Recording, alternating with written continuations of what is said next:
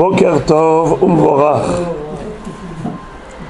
Concernant la Netilat Yadayim pour la Seouda, avant de manger du pain, on fait Netilat Yadayim et ensuite on s'essuie les mains. Nachon. Mais avant de s'essuyer les mains, qu'est-ce qu'on fait? La bracha de Al Netilat Yadayim. Maintenant, quel est le din si quelqu'un s'est déjà essuyé les mains? Est-ce qu'il peut faire la bracha? Il n'y a rien à recommencer. Il a perdu la bracha, c'est tout. Non. Il se relave les mains s'il veut sans bracha.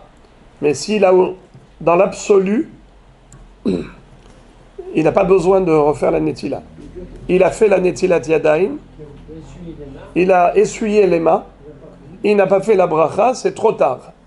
On ne peut pas faire la bracha de al netilat yadayim après avoir essuyé les mains. Pourquoi? Il faut avoir les mains encore mouillées. Pourquoi?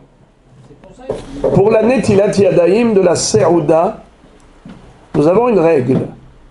De manière générale, toutes les brachot doivent être récitées avant la mitzvah. Kol ha mitzvot mevarech alehem over la asiyatan. Par exemple, lorsque vous voulez allumer les nerot de Hanouka, il faut d'abord faire la bracha de lehadlik ner Hanouka et ensuite allumer. Ou bien par exemple, si vous voulez mettre le tzitzit, d'abord vous faites la bracha de leit'atef betzitzit et ensuite vous mettez le talit. D'abord vous faites la bracha de le'anir tfilin, ensuite vous mettez les tfilin. On ne fait jamais les choses à l'envers.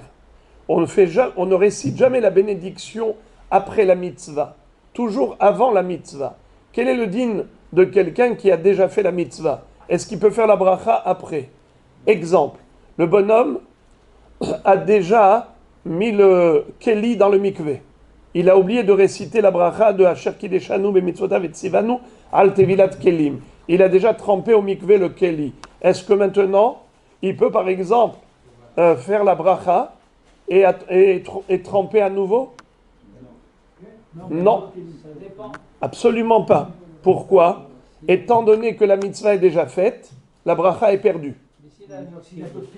S'il a un autre keli, c'est déjà un autre keli, c'est une autre mitzvah. Quel rapport? Je parle de ce keli-là. Il a déjà fait la mitzvah avec ce keli est déjà pur, c'est fini. Il ne peut plus se rattraper. La bracha est perdue. Donc ça, c'est la règle. Maintenant, pourquoi, quand on fait netilat yadayim, pourquoi on ne fait pas la bracha avant la netila? Normalement, on devrait faire Baruch ata Hashem Elokeinu melech haolam, Asher kideshanu b'mitzvotav v'tzivanu al netilat yadayim, et après tu vas faire netilat yadayim. Pourquoi on fait la bracha après la netila? On vient de dire qu'une fois que tu as fait la mitzvah, tu as perdu la bracha. Hein? C'est une question de... Non, quand vous allumez la Hanoukia, avant d'allumer, qu'est-ce que vous faites? La bracha, et vous allumez. Eh bien là aussi, fais la bracha al netilat yadayim et tu fais netila. Pourquoi on ne fait pas ça? Très bien.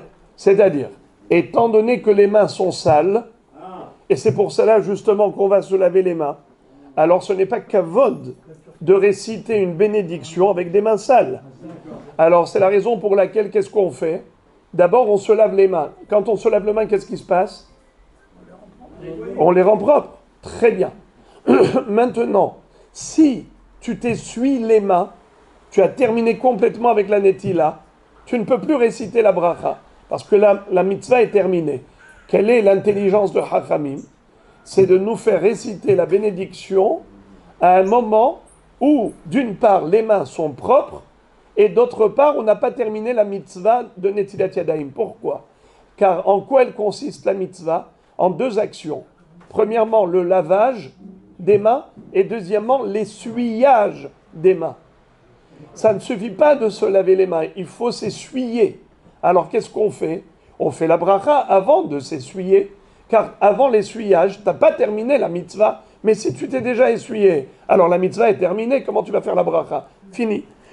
Tu as fait Netilat Yadayim, tu t'es essuyé les mains, tu n'as pas encore fait la bracha de Netilat Yadayim, ne la récite surtout pas. Elle est perdue la bracha, tu vas manger ton pain, tu fais un motzi lechem min haaretz. Bien que tu n'aies pas récité la bracha. C'est une règle. Brachot enan me'akvot. les brachot n'empêchent pas la mitzvah. Quelqu'un qui a allumé la Hanoukia et n'a pas récité au préalable la bracha de Asher Kideshanu b'mitzvotav et tzivanu le'adlik ner Hanouka, est-ce qu'il n'a pas fait la mitzvah de Hanouka? Bien sûr qu'il a fait. La bracha, elle n'empêche pas la mitzvah.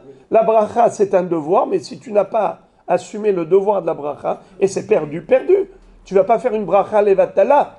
Après la mitzvah, tu vas faire maintenant une bracha, c'est bracha levatala. Voilà un détail concernant la précision de Netilat Yadayim. Bon,